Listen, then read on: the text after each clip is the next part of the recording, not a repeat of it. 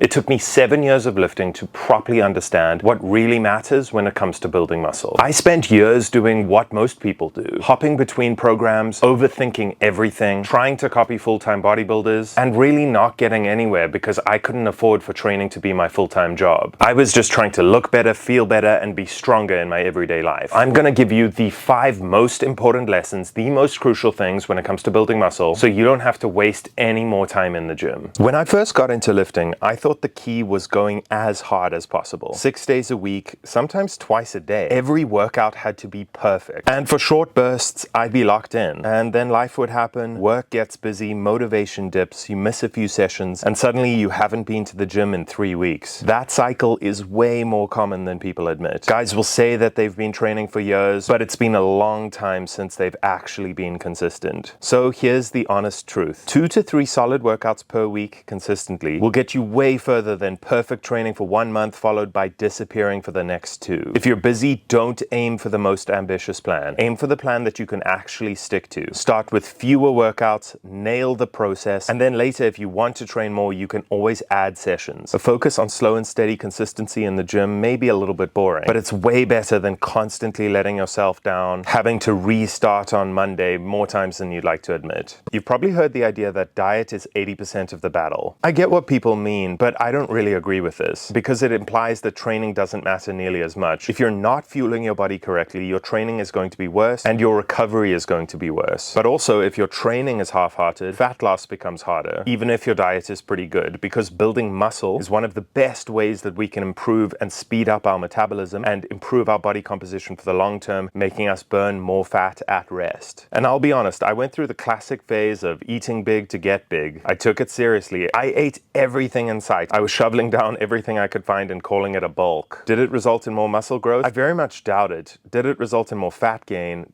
Definitely. So food matters, but not in a see how much you can inhale kind of way. If you fuel your training, recover properly, and stay consistent, the food fuels the training, and then the training makes you hungry so that you can eat more food. Good nutrition helps you train harder and recover better. And good training makes nutrition easier to stick to because you're hungrier, you have structure, and you actually feel like you're progressing. So nutrition and training feed each other. You don't need perfection with either training or nutrition, but you do need them both to be moving in the same direction of getting a lean and muscular physique. And if this all makes sense, but you need help applying these lessons, you need help with structure, accountability, training, and nutrition, you can apply for one-to-one coaching in the first link of the description to work directly with me. More work isn't always the answer. This is a big one because it's where a lot of people get misled. If someone wants bigger arms, their first thought is, okay, I'll do more arm work. So they end up doing 10, 15, 20 sets a week for biceps and triceps. And then they're confused when they don't have the results that they're looking for. Guys are way too worried about their training split or their training volume or their exercise selection, and they fail to understand what really matters, and that is training quality and training intensity. It's so much more important to do the exercises in your program with intensity, with intention, with good technique, pushing your sets close to failure than any of the other variables. I genuinely believe that your training split and your exercise selection is actually way more overrated than people think, than the boring, difficult stuff like exercise execution and proximity to failure are way more important. At one point as a newer lifter, I got it into my head that I could train every muscle group every day as long as I didn't do more than one exercise per muscle group. In hindsight, this does sound a little bit crazy. So I was basically doing this full body everyday setup, just throwing volume at everything like that was the answer. And it didn't just stall my progress, it wrecked me. I ended up with a herniated disc in my lower back. The rehab was brutal and I couldn't even bend over to tie my shoelaces for 3 months. I was in so much pain. And of course, no training during that time, no gains, just me hobbling around like a pensioner who needed help to put their socks on. That was the moment that it really clicked for me that building muscle isn't about how much work you can survive, it's how much quality work you can recover from. Most people would grow more from doing less volume but doing those sets properly. The boring stuff, good form, controlled reps, close to failure,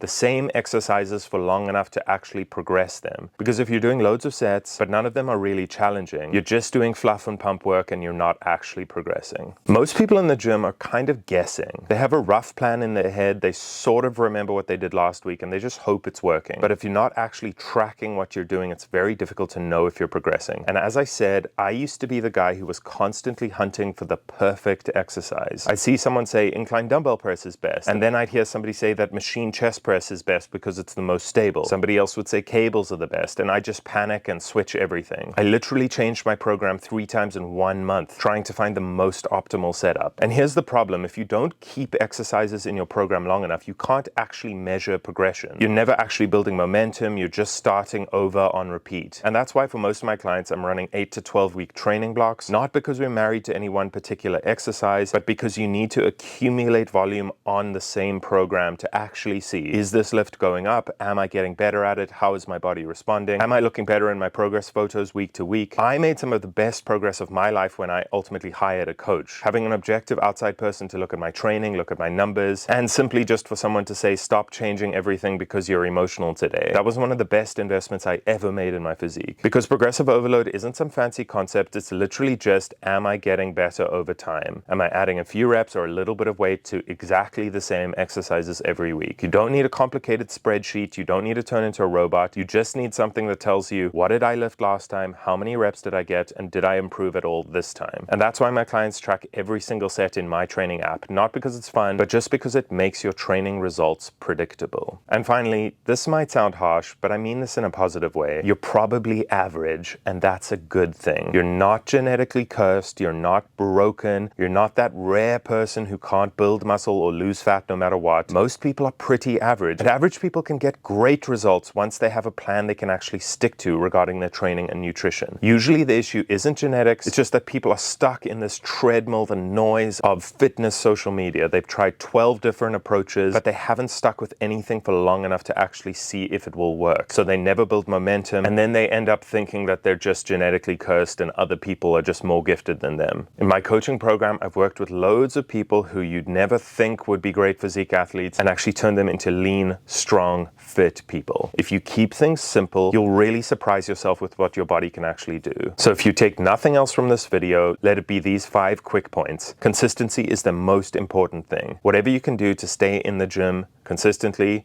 you should do. Your training frequency should be what you can consistently stick to. Training and nutrition support each other. Neither one is more important than the other. More volume isn't automatically better. Track your workouts so you can actually progress. And you're not genetically cursed. You just need the right strategy, and you need to stick to it long enough to actually see if it will work. And long enough usually means at least 6 months. If you want help putting a plan together that fits your life, training, nutrition, and accountability, applications for my coaching program are in the first link in the description. You and I will get on a consultation call, and we'll see if you're a good fit for my coaching program. And that's about it, guys. If you enjoyed the video, please like and subscribe, and check out this video next that YouTube thinks you're gonna like.